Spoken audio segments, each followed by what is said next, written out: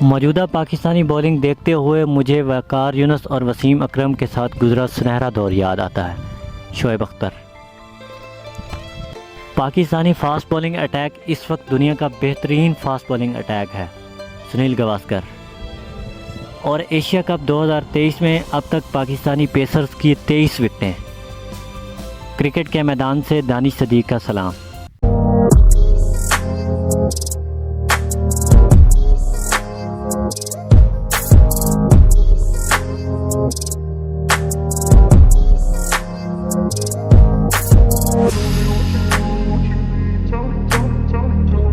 ایک ایسے وقت میں جب ہر کوئی پاکستانی فاسٹ بولنگ اٹیک کے گن گا رہا ہے، وہاں سنیل گواسکر اور شعیب اختر جیسے لیونگ لیجنڈز کا پاکستانی فاسٹ بولنگ کے حق میں بیان ایک بہترین کمپلیمنٹ ہے۔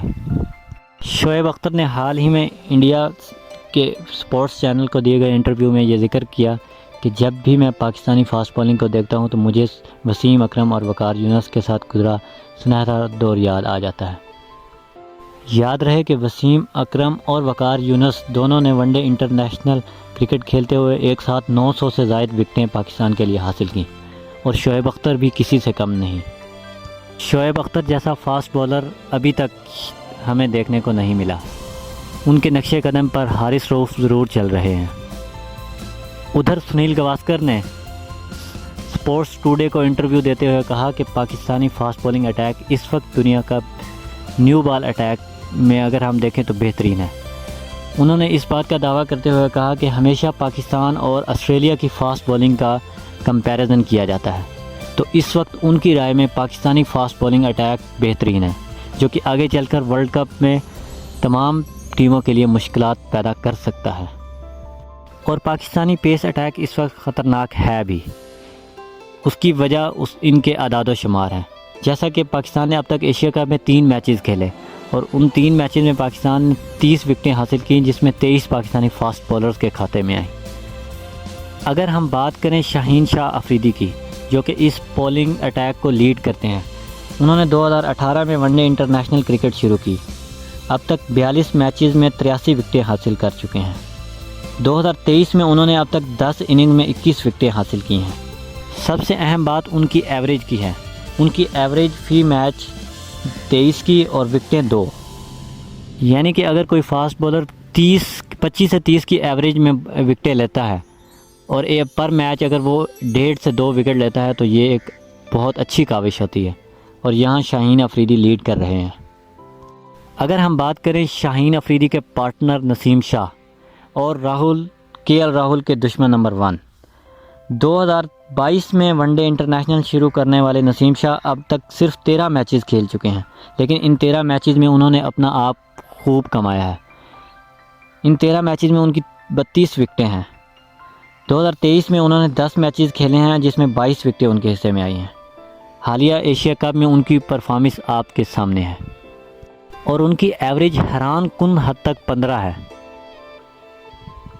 جب شائقین کی نظریں شاہین شاہ افریدی اور نسیم شاہ کے سپیل سے ہٹتی ہیں تو وہاں آتے ہیں حارث رؤف۔ حارث رؤف مڈل اوورز میں بولنگ کرتے ہیں۔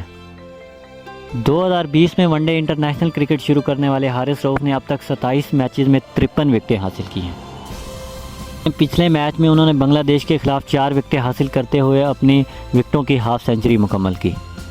وہ پاکستان کی طرف سے یہ ہاف سینچری مکمل کرنے والے کم میچز میں تیسرے نمبر پر ہیں۔ پہلے نمبر پر حسن علی، جنہوں نے 24 میچز، شاہین افریدی نے 25 میچز، اور وقار یونس اور حارث رؤف نے 27 میچز میں اپنی وکٹوں کی ہاف سینچری مکمل کی۔ حارث رؤف نے 2023 میں اب تک 12 میچز کھیلتے ہوئے 24 وکٹیں حاصل کر رکھی ہیں۔ حارث رؤف کا مسئلہ صرف اکانومی کا ہے، ورنہ وہ مخالف بلے بازوں کا خوب امتحان لیتے ہیں۔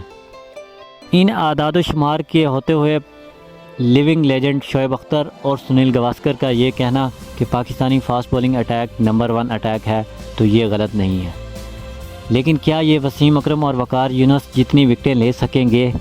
یہ سب سے بڑا سوال ہے، اور اس سوال کا سب سے بڑا جواب تو ان کی فٹنس ہے، کیونکہ ہم نے دیکھا ہے کہ شاہین افریدی یا نسیم شاہ اور پھر حارث رؤف فٹنس مسائل کا شکار ہوتے رہتے ہیں۔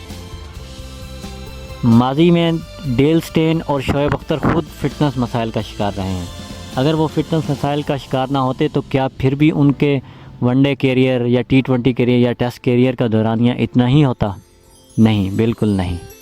فٹنس ہی بڑا ایشو رہا ہے۔